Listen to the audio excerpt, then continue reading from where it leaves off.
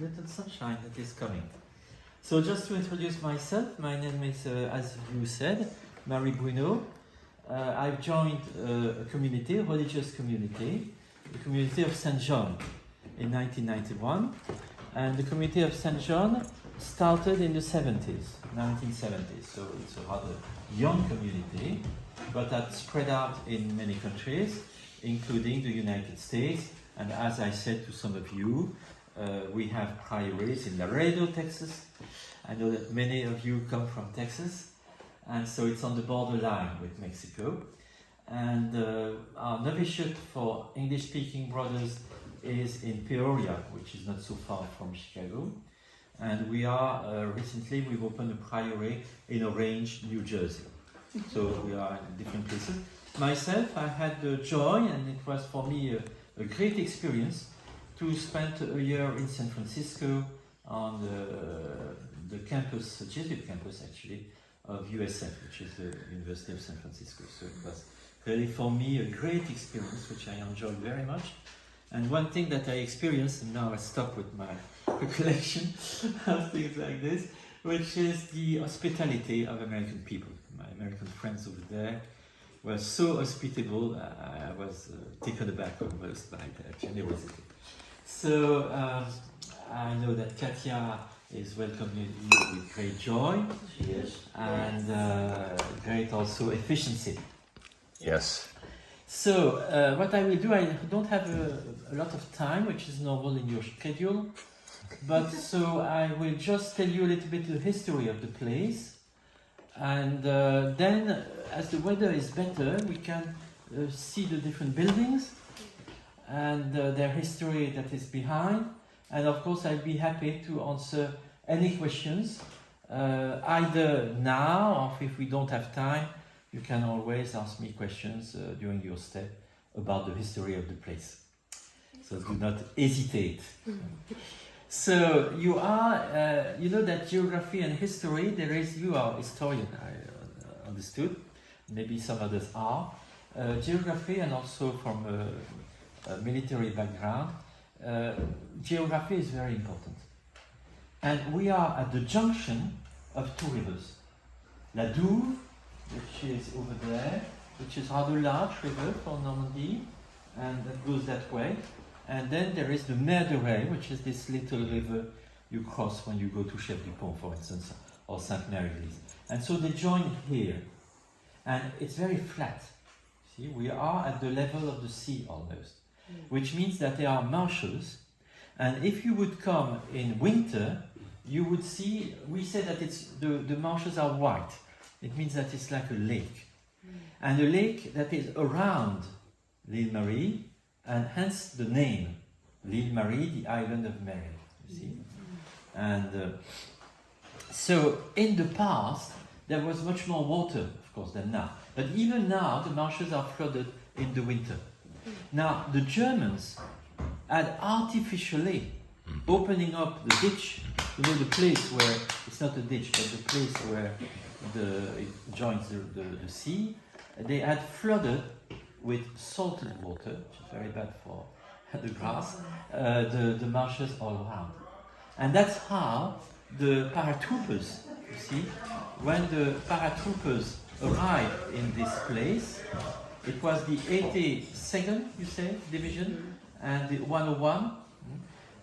The marshes are not very deep, but there are the rivers and there is the ditches, and you don't see them.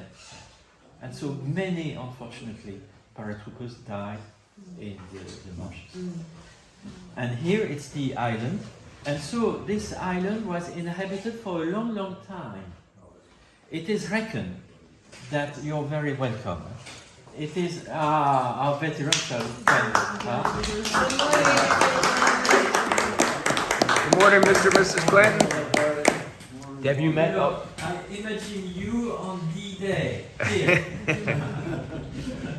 You've met before, haven't you? Your fellow, yeah, of course. Okay. I just gave for a little history of the place. So, it was inhabited already in Roman time. And there was a little village, probably, called Gisola. We're not absolutely sure of that.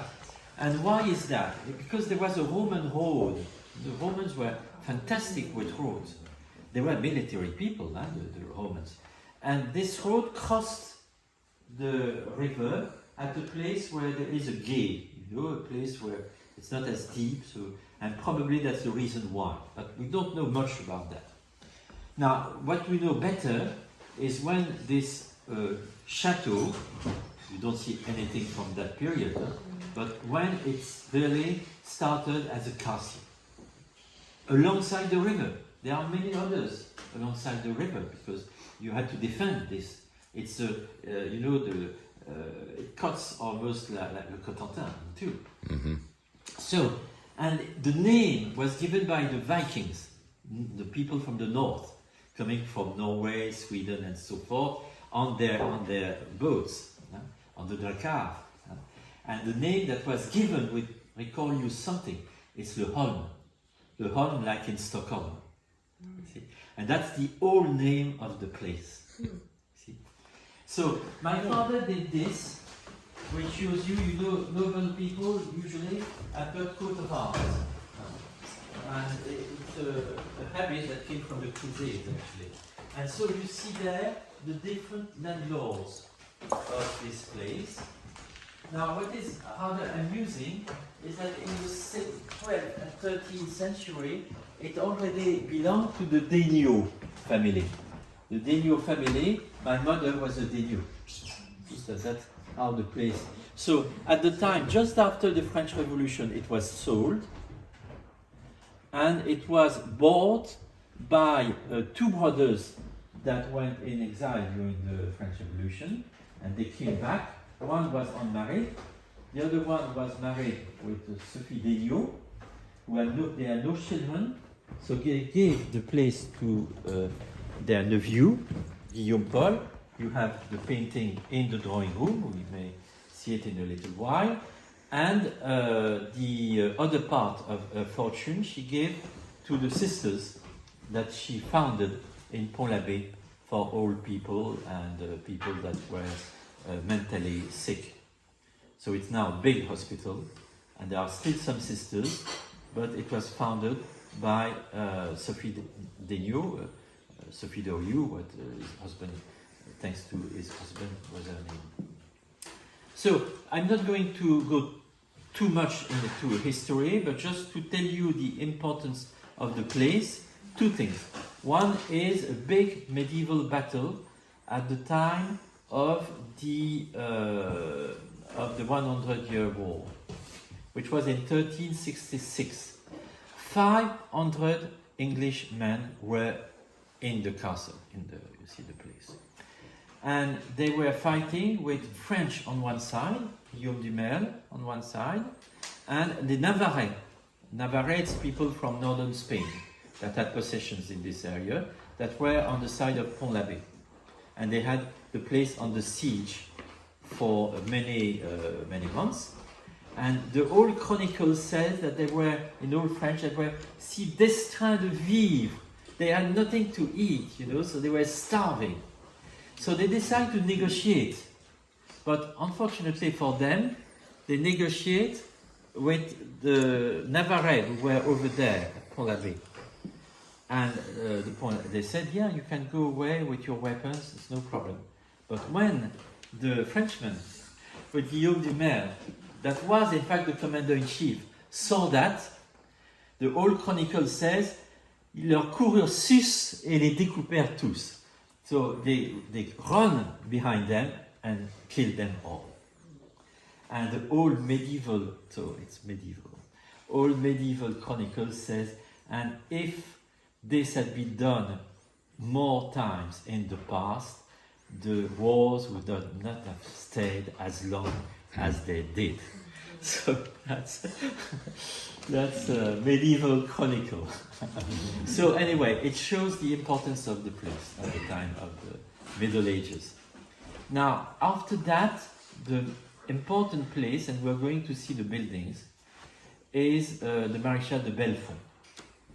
Maréchal de Bellefonds was Maréchal de France in the 17th century under the King Louis XIV.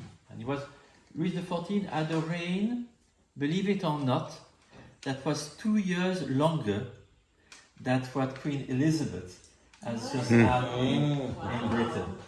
He had a reign of 72 years. And being powerful much more than Queen Elizabeth, I must say. Yes. He was the King of France. And so Marshal de Bellefonds was Marshal de France in the early part. So he could say certain things to the king because he was much older than him, you know, and he was not scared.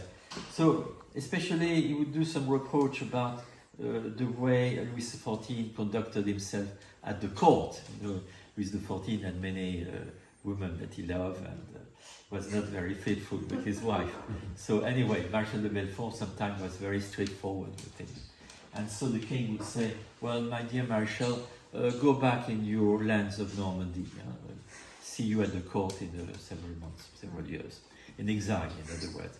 And that's where he had those buildings built up. And we will see. So that was Marshal de Bellefonds. At the time of the French Revolution, it was very much damaged, but survived. And then it went into the family after that. So that's basically, so what we're going to see at the buildings. I will maybe show you just a few paintings in the drawing room, but if you have any questions on that, please let me know. All right? No questions, especially? Yes, please. There is a question, isn't there? I'm sorry, I was asking No. him. Yeah, do it. It may be of interest to I missed everybody. a little piece. So this home has been in your family, and then did you lose it during the French Revolution and get it back, or did you No. get it in the 1700s? No, it was sold. You see, here, from that part, aux épaules, Okay. Bellefonds, Bouillon de Fervaques, Montmorency. These were very important families. Okay. And it's the time where the buildings of the 17th century were built, you see. Okay. And after it was sold just before the French Revolution. Okay. Okay. And during the French Revolution, it was bought by the Feuillets d'Oriou family living in Normandy. And as many noble people, they went away at the time of the French Revolution because they could have their head cut. Right. They wanted to keep their head on their body. So, but when they came back, when the things settled a little bit, they came back. It was very violent, the French Revolution. It was different from the American one. And when they went back, there is Feuillets d'Oriou. There were two brothers. One died without being married, and the other one died with no children.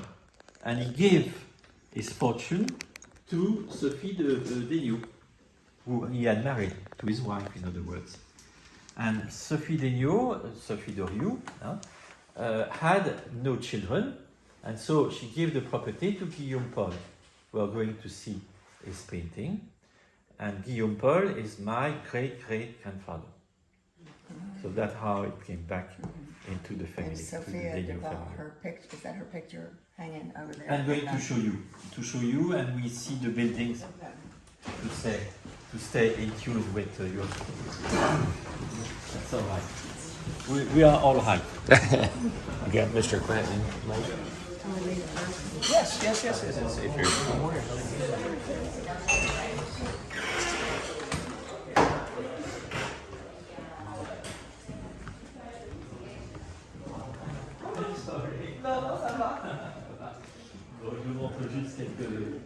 You're relaxing, and here comes the tour. Working. You're ready.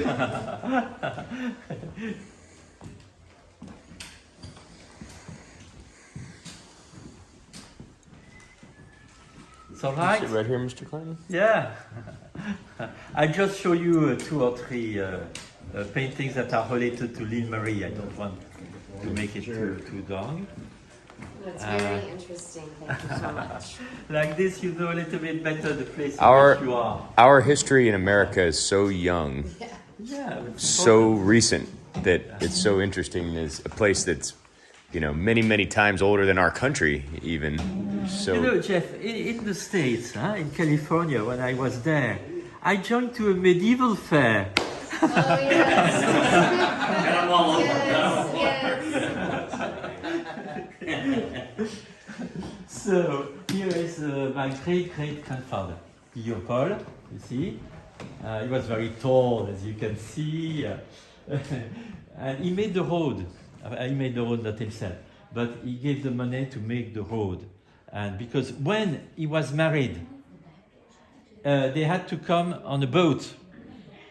There was no road, and the marshes were flooded. So he thought it was terrible. And as he was a counselor in the St. Mary Lees, he financed the road that you see today. And thanks to that, it was possible to. But I've seen the road going to Chef du Pont that you could not cross because of the water during the winter. I've witnessed that. So here are my grandfather and grandmother. So as you see, he was in the army, and he was in the army at Verdun in the First World War. Wow. And he survived, as you see. He had different children. He married very young with this lady coming from Poitiers. So you see, she was very pretty. There were 20 people that asked her in marriage. Wow. And so he was very... that's like Mrs. Clanton. Yeah, bravo. And so you see, they were young, they were happy. It was before the First World War. And so they decided to sell 2 farms. And she came from Poitiers, so she needed light. And in Normandy, it's small openings. And the weather is rather poor compared to Poitiers. And so they decided to sell 2 farms and to remake all the building from the inside. Wow. So those 2 wings on on both sides were done at that time. It was, I mean, fantastic what they did in the time. It was 1903, you see, so it was very the early 20th century. And all the windows were redesigned to make them big openings in the style of the Chateau L'Isle, if you want, but not at all in the style of Normandy. But it gives a lot of light inside, so that's the... And, well, don't pay too much attention, but it's me when I was young.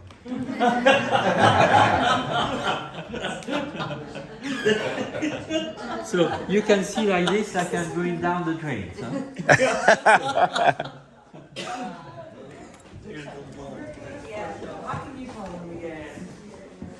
So just a word maybe on the king. So that's how L'Isle Marie was in the past. Huh? You've seen that, huh? Yes. That's before the restoration of my grandfather did. So you see the 2 wings are not there, you see? So it was entirely redesigned. It's incredible what he did. And there were small openings like you do in Normandy. Because of the wind, because of the rain. When you see a special type of architecture, it's in the past. Our ancestors, they did it with an idea of the weather, how it is, the climate. Now, why I show you this? In noble families, you would like to have, that's a copy, it's not an original, but you would like to have a painting from the king. There were no photos, do remember that. Today we take photos very quickly, very easily. And so the original was given to one of my ancestors in 1787 by the king himself. When the noble families were returned once what is called the honor of the court. They were presented to the king, and he would give the painting or whatever. Now, of course, it took some. It was especially kept because the king had his head cut at the French Revolution, and in the family we were anarchists. We were the king. Now, this king has a special importance for you because it's him who decided to send Rochambeau. The Marquis of Lafayette, he went by himself without the backing of the king. He was not very happy with that. But then he understood, we were very much at war with Britain, and so he understood it was important to give his backing to this young new country. That was your country on the making. And so he sent Rochambeau with French troops to help. And the Battle of Yorktown was due a lot to Rochambeau. And there is an association in the state, which is the Cincinnati Association, where it's the descendants of those that helped the insurgents at the time, was the insurgents. So there are many links in between our two countries, between with ups and downs, but that's Sure. when you are friends, it's always ups and downs. Sure. Only in different people when it's not ups and downs. So we will see now from the outside. I think I'm all right. You're right on schedule. Schedule. Right on schedule, Father. So we'll see now from the outside. If you have any questions on the way, please feel free to ask them. So you see, you are in the building that is at the same time the oldest one, because the walls are medieval. You can see that by, you see how big the walls Thick. thick the walls are, you see. But it's also the more recent one, because it was restored in the early 20th century. So it's a mixture of the two, if you want. So, how is it? I think it's That's all perfect. right. Just take that in case, but it's all right.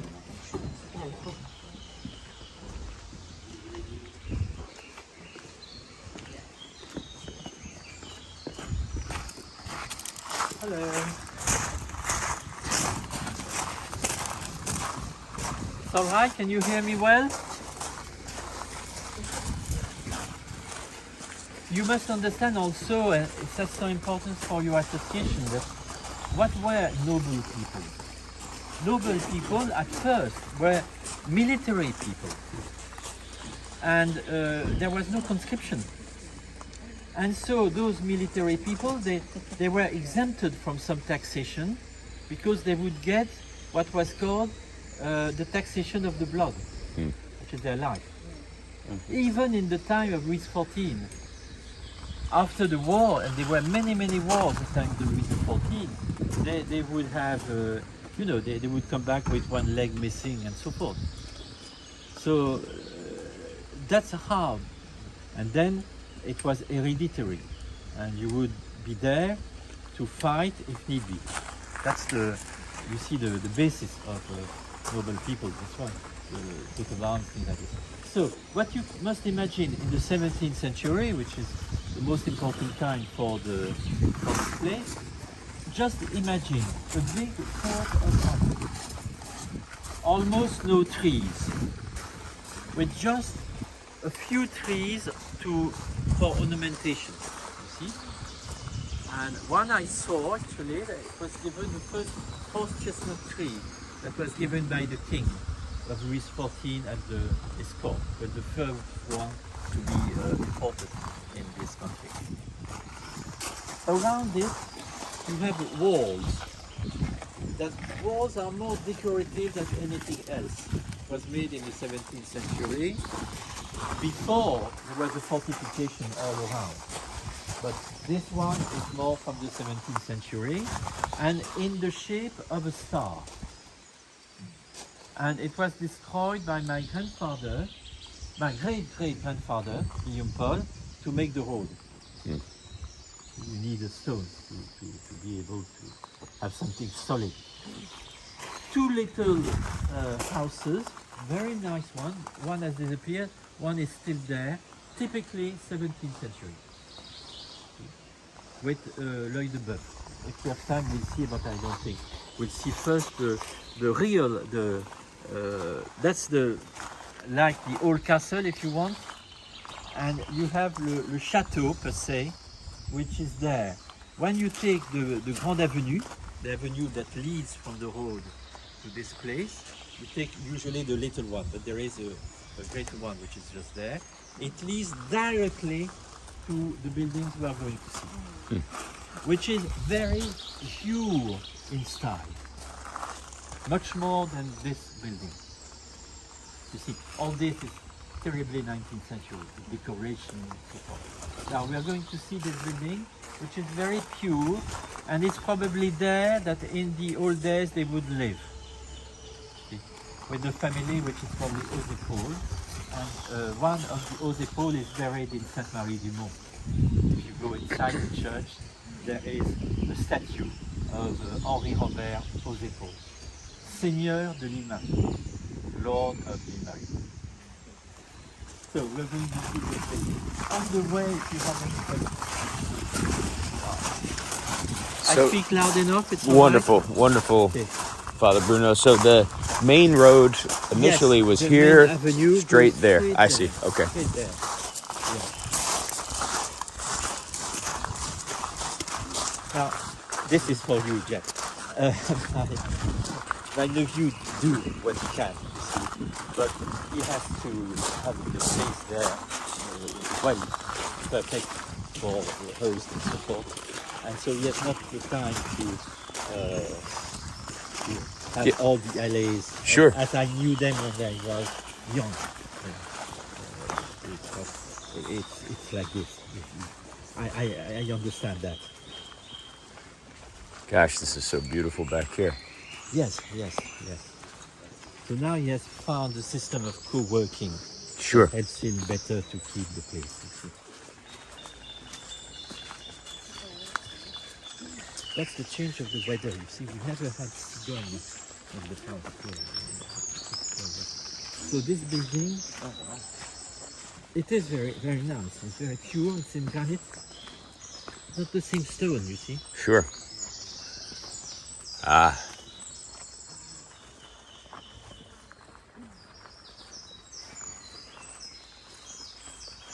Is that all right? Yes. It's a little damp. I'm sorry.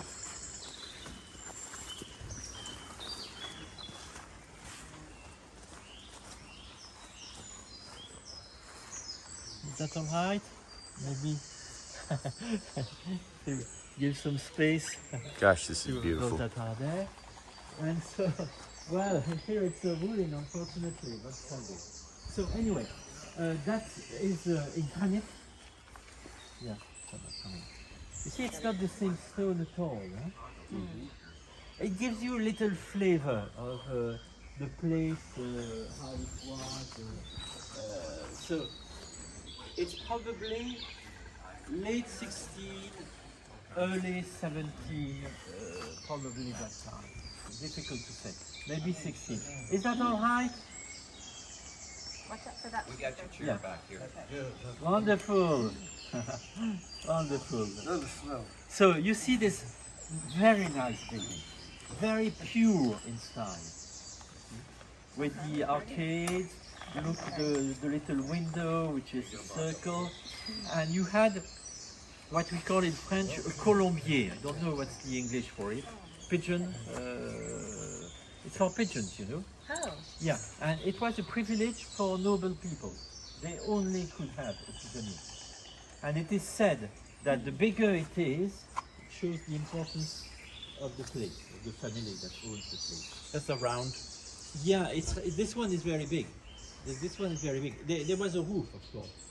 Before the war, there was a roof. Oh, like a glass greenhouse exactly. type. And all the pigeons inside, you see. And the closer it is to the house, the older is the place. So there are two little signs that give you the importance of the place. So this is in granite. Unfortunately, it has no Foundation. yeah, well, no, how do you say, la cave, the attic, where you put the wine or everything. Floor? Oh, the Basement. Basement. Yes, Basement. exactly. And therefore it's harder than. What was that used for? So that's for Not a pigeons. It's pigeons. It's a birdhouse. In the past it was pigeons, yes. What would they do with Yeah, the because pigeons, they would eat the pigeons, Big or they for could whale. also send messages eventually. And those, that was a sign of nobility. See? Hunting was only for noble people. They had some privileges. I know, well, the United States is a country that is founded on the refusal of precisely privileges.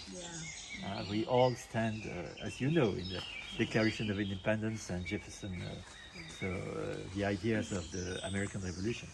It was something totally new for Europe. You see, Europe, there were privileges. They still are in Great Britain, for instance. So, so that's the building itself. Okay. Now we will see a building that you know maybe better because it's where you are. Notice the stone, granite. Granite comes from the north of La Manche, a little bit like in Brittany, and the other ones are in pierre de Caen, beaucoup plus white. Huh? Not the same kind of. That's it. It's solid. For eternity. Not for eternity, but. It's not So going in. I knew this place as a farm. The farmer would live here. Oh, yeah? And he would take care of the house. Just to tell you a little bit about the place, you must imagine that in the time of my great-great-grandfather, there were 15 people working in the estate. It's finished. That's the past. It's the past. So there was horses, there was a little farm, and so forth. Is there a purpose for what's in these windows?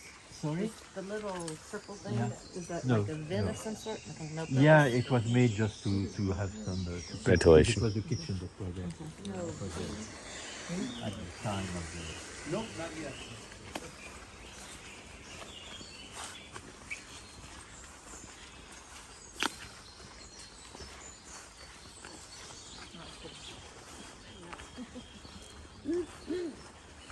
Are the stables still standing?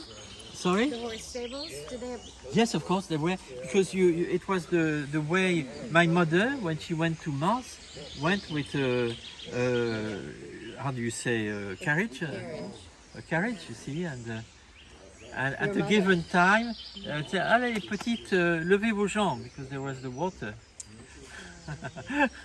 When she went to Piqueville, you see. So this building is very nice also. It is said that the chapel was designed by Mansart, which is possible. So the stables were there, then I knew it as a garage. So we would park the car inside. And then there is the three buildings, you see. But it's very nice in style, you see. And it's a little curved, if you see. Yeah. And it's facing le chateau. Very well designed. So we will see the what was called the hospital, and I will tell you why it's called the hospital. And at the time it was built, there weren't all these trees. No. So it would have had a clear view. Absolutely, absolutely. You will have a big cour d'honneur, you see. Now the trees have got a reason, which is that it's very windy.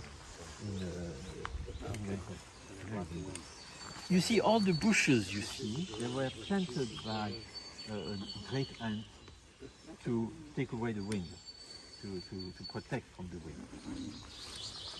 But Maréchal de Belfond, it was different. And this was just another house over here. this one? That was where the cows were. Oh. Because there was a farm. My mother, in fact, my mother had a farm. And there was somebody who was living in this house and would take care of we had the 10 cows. And we would take care of the cows and we would sell the milk. I knew that when I was sick. And there was a horse also. A horse. A cheval de trait. So here, you see how it is curved? Yes. And it's very nice in design.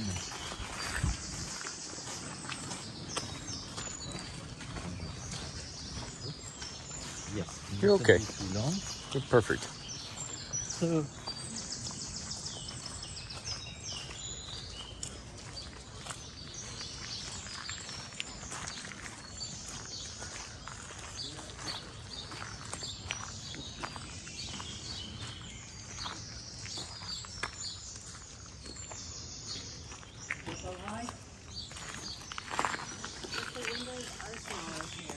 yes, so that's typically the time of Louis XIV. Now, Maréchal de Belfond as I told you, he came here mainly in exile. And one of his exile lasted 8 years. Now, as he was Maréchal de France, he had a court of honor. And his soldiers, very many soldiers, had been wounded during the wars of Louis XIV. Louis XIV was all the time in war. And France was the first nation in Europe at the time. And so for his soldiers that were wounded, he made this house built with room for them, and he asked the religious community of sisters to come here to take care. So it was really a hospital at first for those soldiers that were wounded. There was a chapel just there. There was a priest. There was a priest in L'Isle Marie up to the Second World War. But it was a little different at the time of the Maréchal de Belfort. But there was a priest when my grandfather was here. So we will see the chapel, which is very nice from the outside. Now this, and I can understand it very well, was a bomb to liberate the place. So it was a ruin after. That's why the chapel is in that state, you see. And after the war, we had just enough money to have the roof remade. And my auntie, who married an Englishman before the war, who was in the Royal Air Force, she loved Normandy. So she asked my mother, can I come here during the summertime? And I will restore the place in compensation for 20 years. So for 20 years she came every year here and with her friends, and it's her who did the first restoration of the place. But before it was just a room. Now we will see the chapel, which is from an architecture point of viewpoint, the most interesting thing in L'Isle Marie. We will see from the outside, which is, you will see, it's Italian style. Now we'll go there.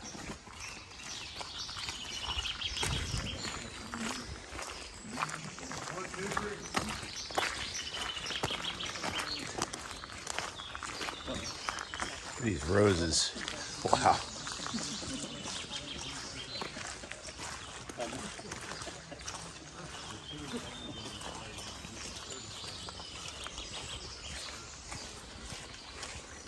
It's very unique because you don't see many places of this Italian style in Normandy. Interesting.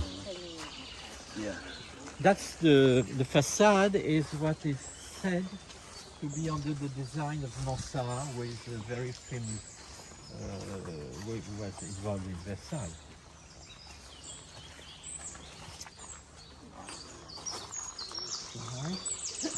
Go ahead. Way. You hear me well? Yes, sir. Give some place for everybody to stand. Now, alright, just give a little more space maybe. So, alright? Yes, sir. So, I'm ending by this place actually, the visit, because you must be in time. So, this chapel, you see how it is decorated like this? So, Maréchal de Belfort went to, as an ambassador to Venice and also to Rome. And that's probably where he got this idea to have a chapel that would be designed in the Italian style, probably designed by a great architect, and it is said Mansart. And so he took back here at L'Isle Marie 2 paintings of St. John the Baptist and St. John the Evangelist. And you see on the right hand side, it's the head of St. John the Baptist. You see, because he criticized the king who had left his wife away and lived with somebody else. And she was so furious that she danced in front of the king. And the king said, everything you ask, I will give to you. And she said, please give me the head of John the Baptist. It's the martyr of John the Baptist. So it's on the right hand side. And on the left is an eagle. And the eagle is the symbol of John the Evangelist. So you see the two paintings, and it's reminded by the sculptures that you see here. So that was about the chapel. Now, L'Isle Marie, because probably there was a village in the past, was a parish until the French Revolution. And after the French Revolution, there was a chapel for the chapel, and with the foundation of the little sisters that were there. And then when the sisters left, there still was a chaplain until the Second World War. It's a kind of pilgrimage to Notre-Dame du Holm, Our Lady of Holm. My great-grandfather is buried there with his wife. And as you come in a kind of pilgrimage, because you all are part of an association that looks after the souvenir of the war and also of the soldiers and all those that give their life. And we've got the honor to have a veteran with us. So I welcome you. And I suggest that I will end with a little prayer in this holy place for your families, for yourself, for those that died in this place, the paratroopers especially, that died in the marshes all around. And it will be the end of the visit. I will then be there for any questions, but this prayer is for you. Those that are Christians may join if they wish. I leave it totally to your freedom. It's one of the great things, you know, of your country. It's religious freedom. As you know, it was based on that, thanks to the Pilgrim Fathers. A very moving thing for me is that my mother welcomed the veterans 20 years ago, 30 years, no, more than that. She died in 1977. So it was just before. She welcomed American veterans of the 82 American Division paratroopers. And she talked very easily of her faith. She was very profoundly deep Christian, you see. And at the end of the speech, there were about 100 people. It was in the garage, a big meal. And at the end of the speech, there was somebody that took her hand. I was a little impressed. There was something in the hand. And the man was a priest, Father Connelly. And he said, I had this rosary when I was dropped here. I give it to you. It was a beautiful gesture. Oh, wonderful. He had been touched by your faith.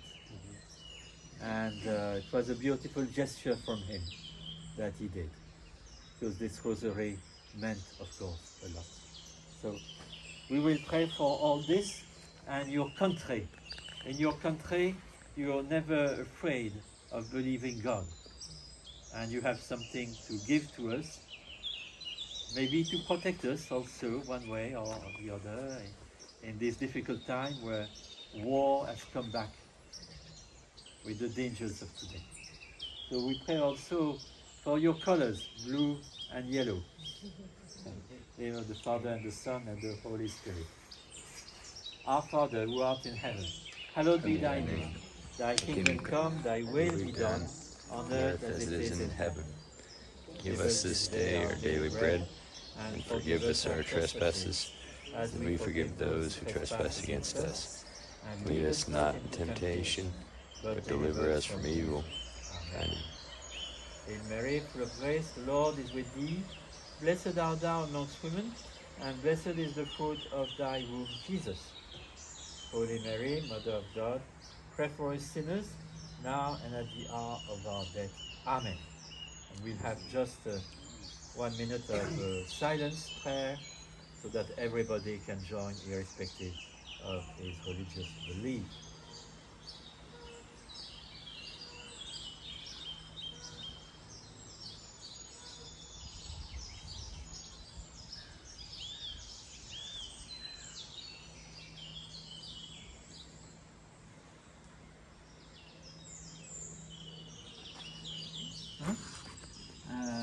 with a lot of sunshine. The rain has disappeared. Sorry. Can I ask one question? Please do. Please do. Can you just just describe a little bit during the war? Yes, during the of war. course. During the war. So during the war, now just before the war, there was a big hurricane, and so many trees fall down. In a certain way, it protected the place. But then it was occupied by the Germans. But first, I must say that some French people also took their share, because my grandparents were living in Poitiers, in the south of France, and therefore they would break the windows and take many things away. Unfortunately, it's the bad side of things, as you know. And so the Germans were there. They had a kind of mockery of, because they were all the religious ornaments, and they put on themselves the religious ornaments, and did a kind of parade in Chef du Pont to mock religion. It was not the headquarters there. It was more Germans that came. You see the dining room table. They would cut the wood on it. It's a beautiful table. So anyway, it's one of the rare piece of furniture that has been kept from the war. Now my mother came there with a special permit, because all this place was forbidden. All alongside the beach, you know, it was forbidden territory. You had to have a special permit to be allowed to go in. So at the time, but one of my aunts was there when the Americans liberated the place. Now, what the Americans did was to first liberate Sainte-Mère and Chef du Pont. Chef du Pont is a little village there. Then the road, because they wanted communication. And here it's surrounded by trees. And therefore, they took 1 week to liberate the place. The Germans were hiding behind the trees. And therefore, they had to send an incendiary bomb on this building. It was said, now I've not counted it, and I could not, because there are no more there, but it said there were about 300 holes all over the place because of the bombing. And in the drawing room, you can see the trace of the bullets.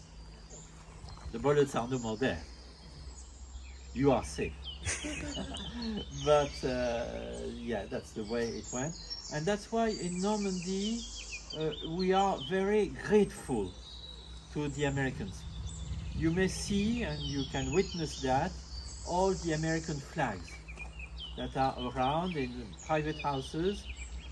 It's not for tourist reason. It's really because many people in this area remember the time of the war. Not directly now, but from their grandparents or great-grandparents.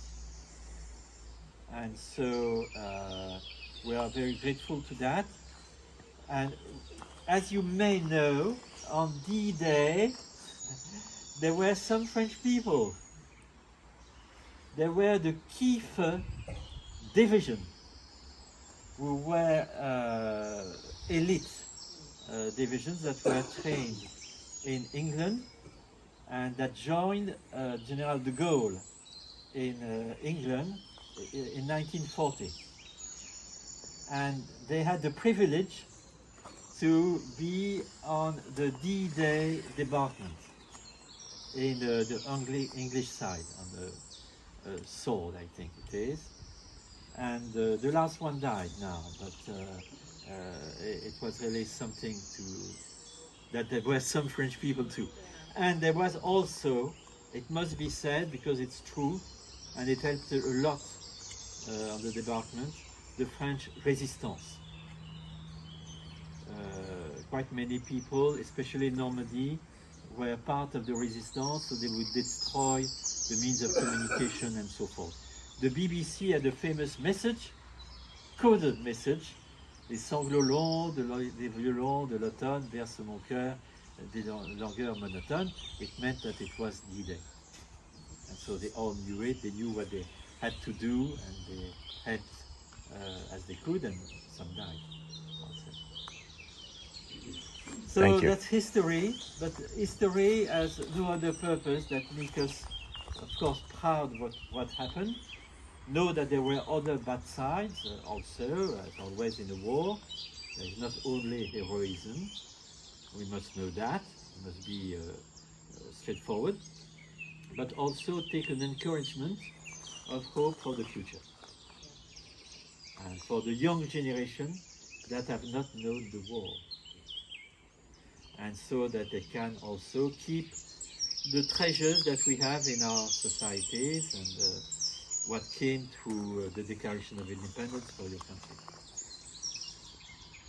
Thank you. You're welcome. Thank you, Father Bruno. You're very welcome. What is inside the chapel? So now there's no more, there's nothing. But in the past, of course, it was a chapel with the two paintings, and there was mass every day. Huh? My mother had mass every day here. Just to tell you a little story, and I will end by that.